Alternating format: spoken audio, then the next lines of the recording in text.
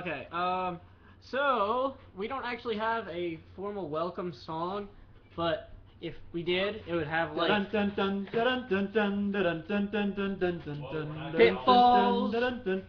Penguins, Lab. Hi! Okay, so I'm Joe Hills, and here with me today at Pitfalls and Penguins Lab are the other guys that work on Pitfalls and Penguins. CP Wout Stanford. Cool birthday, boy, Art Frederick. Yes, it is indeed Art's birthday. He is at least 21 now. And we've got a special guest live via Skype, Mr. PauseUnpause. Could you say hi? Hey. That was way too sexy. Pause. Do that again. Hey. That's too sexy. Well. Oh god, I'm too sexy for this stream. Oh man. Okay. You swap streams with me. You don't cross the streams. Okay. So. Don't go over me. So PauseUnpause is here with us today to help us kind of goof off with you guys and. How helpful I'll be.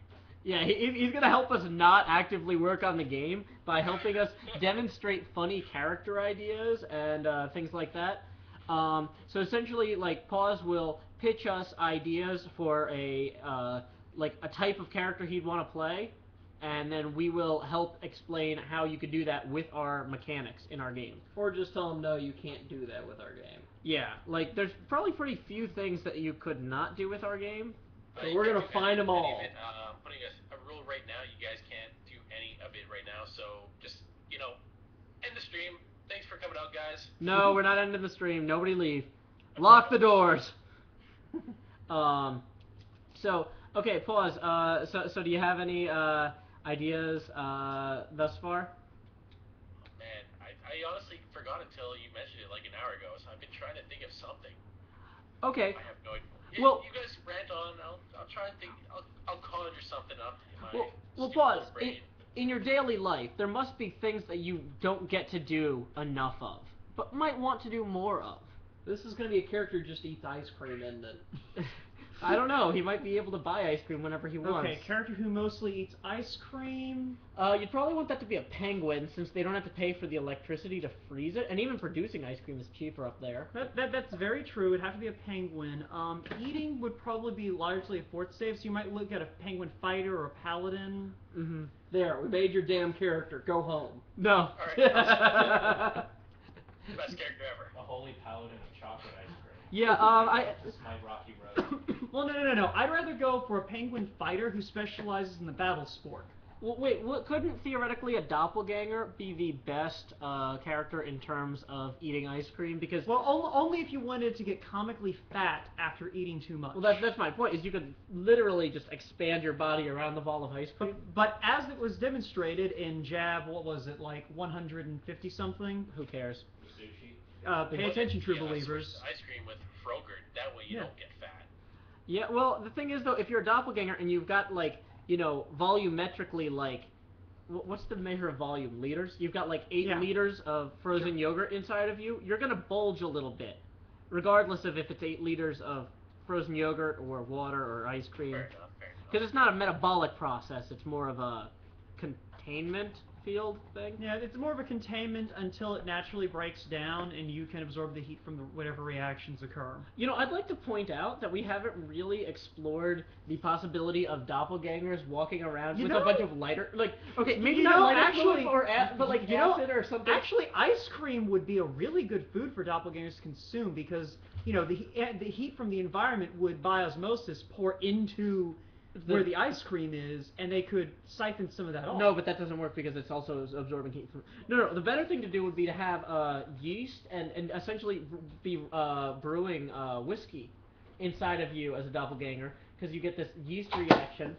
John told me to shoot you. Okay, so... John's not your mom. Okay, here's a question though. If you had 2 doppelgangers in your party, and you had 2 things that were normally, like, not explosive until you mix them together, and you had each doppelganger have, like, 8 liters of it inside of their bodies, and then just essentially just throw it on an one enemy. doppelganger theoretically could just be 2-chambered. Oh, That's awesome. So you could theoretically have the doppelganger. Someone make a note that's in your doppelganger feet. Yeah, each of their arms. Bivalve or something? I don't know. Yeah, bivalve. Each of their arms becomes a tube, and they just spray the two things in. I mean, that could be funny. Good. All right, guys, I got this. I've got bleach in one arm, and I've got ammonia in the other arm. Mustard We're good gas. to go. Wait a moment, you idiot! We're in a room. No, poor ventilation. Poor ventilation. Well, the doppelganger doesn't have to breathe. Yeah, but his friends might. Well, the party doesn't. Sometimes. That's why you bring along an air mage. I was gonna say. That's why you have an air mage. Sometimes it's okay to split the party if it keeps them from dying in a mustard gas explosion or attack. Or also you can buy gas masks and protective clothing, right? Like that's a thing. Well, considering you haven't written the equipment list yet, no, you can't. Well, once we write the equipment list, okay, everything's funnier with gas masks. I think is something we've learned from TF2. So I'm just gonna put that. Yeah, you're right. It's not funnier. So okay. We do need to handle the equipment list problem at some point. So I'm going to create a thing in the show notes, equipment list problem, and I'm going to write gas mask obtainance, because that's a problem. That's also not a word. Second problem. This is why it's a problem list. Okay. Second problem. Joe doesn't speak English good. English? Not so well, no. Okay, pause. So give us another idea for a character, because we're already getting good stuff out of this. We got bivalve. You guys just rambling on there. I'm just trying not to laugh out loud. Well, no, we got bivalve as a feat for doppelgangers. If you laugh, you die. I read about this. Yeah, that's why. Yeah, that's why so many babies die. I don't want to die. Well, don't laugh. Laughter's the death medicine. Fight it. Fight it. You know, technically, I think that if the mod of the chat is encouraging like violence against us, that counts as mutiny. And by the law of the sea, we are allowed to kill Hullum on the apartment. I'm gonna get shot for that, but totally worth it. I'd like to point out that we haven't written a law of the sea for Jab. Is there a law of the sea? Should it be should the law of the sea be eat the biggest thing you can, or like the only law is Joe, if you let's die, worry about Warcast that some replace other you. day, because Brian's going to just shoot me again, even though you're the one that started rambling. Okay. Well, so pause. Do you have any funny law of the sea suggestions? I have no idea, man. I hate the sea. It's all full of scurvy and clams that eat your face, and I don't know, man. He makes a dumb point. I agree. Face-eating clam. Okay. Well, you know what? Since we're already talking about water and the sea, real quick, we're gonna sidestep. Art had an idea for a spell, which he says we are not allowed to call wet balls, but the idea of it is it would be a tier 3 water spell that replace Golden Shower. Yeah, we're getting spell. We're getting rid of the spell Golden Shower to create the spell. It might be called Water Clings. The idea is you create a 12-foot diameter sphere of water based on the center of gravity of a living target. So if you cast this on like a mermaid, the mermaid could essentially swim around on land and not die. Now, the benefit is casting this on someone who's not a mermaid is that person could also swim around, but unless they had like a really good snorkel or a scuba tank, they'd eventually just drown in this thing full of water. So if you wanted to like torture someone or kill them, it's not really simulated drowning, so the United States wouldn't approve of it because it's actual drowning, but you could just actually drown someone because no matter how high they swam, there would be this sphere there has of to be water. some sort of save to get out of it, but yeah. I think the save is not getting hit by it. That would be a reflex save, probably. Like, to just get out of the way so your center of gravity isn't the targeted center of gravity. Or you might be able to transfer it to another living thing. I think my mind's too set on Minecraft. I was thinking of putting doors down at the bottom of the sea. Yeah, that would not work. That's not gonna work in Pitfalls and Penguins now, is it? Okay, well here let's go. Sphere is reflex negates, so that would make sense. Yeah. Okay. I know, John. I know my games. Reflex negates. I'll write that down because it sounds important. Okay, well, so pause. Have you thought of a different character idea at this point, or? Yeah, and Since we've been amusing you and keeping you from thinking, have you thought anything? Yeah, we're gonna keep I'm amusing just you. listening to you guys, it's just entertaining as hell. Well, but you know we My gotta. creativity is really, really terrible compared to you guys. And seeing as I have only had 3.5 hours sleep, it's not going to get any better. Okay. Oh, come on. The best ideas are conjured up on 3 hours of sleep. So okay, so let's say that you made a character that you wanted to have never sleep. Now there's two ways you could go about this. You could try to make a character that didn't need to sleep. Like I don't think robots need to sleep. Right? Robots don't need to sleep. Or what if you created a character that just like essentially has night terrors? Now in a lot of hold on. In a lot of role-playing systems, if you take a major character flaw to your character, you can balance that out with like an extra benefit or feat. We don't do that. We just say if it's funny and it hampers your character, just go ahead and hamper your character. Just have them be less effective. Like if you had a human character who just essentially could not sleep through the night, just constantly woke up screaming.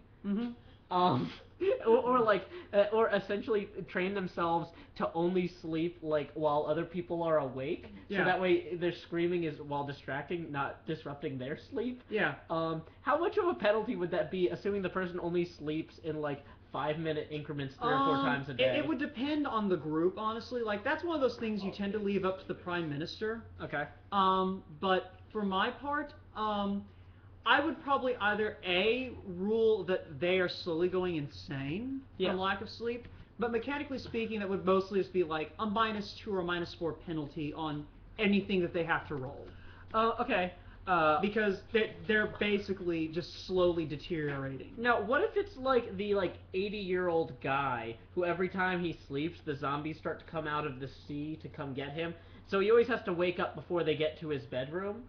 And so, like, it's one of those things, like, he's been doing this for, like, 80 years now. Like, would he still take the severe penalty? I would say in that case, the bigger problem would be that he'd suffer a major penalty to reactions because of, failing to remember to go to the bathroom and all that stuff that tends to happen when you get old.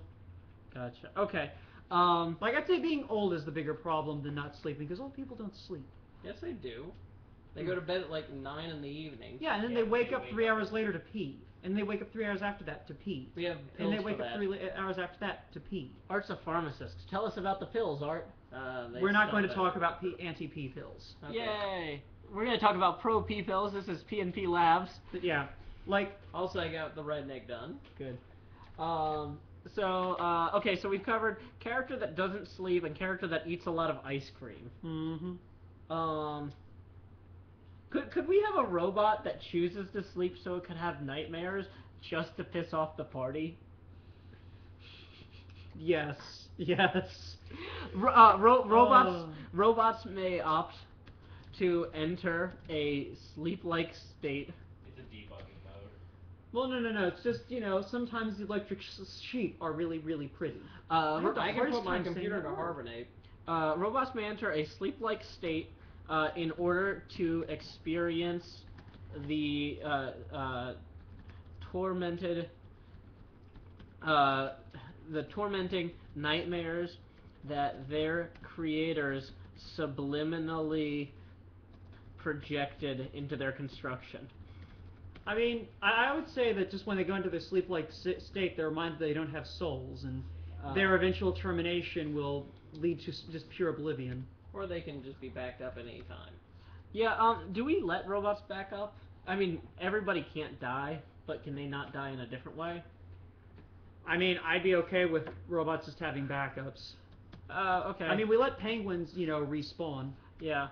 Well, okay, here's the thing with robot backups. Do we run into, like, the cloning issue, where, like, it's like... I guess the issue is, like... I mean, that just spells hilarity when the party has to figure out which one to shoot. The one with the mustache. Shoot them both, he responds. And this is why we don't let Art into our evil twin scenarios. Yay. I shot both of you. Where's my gun? Okay, so let's see if there's anything in the chat. What's that one for? You said shoot. Yeah. Quirky pillows. If you jump in lava, does your water go away if you have the water clings? No, it just creates obsidian if you hit a source block. Next question. No, but actually, no. This was something I was curious about. Is it possible to essentially evaporate? Is the water protected from evaporation, or alternately? I would say that you can counter it by evaporating the water. Well, I was gonna say alternately. Could you use this for space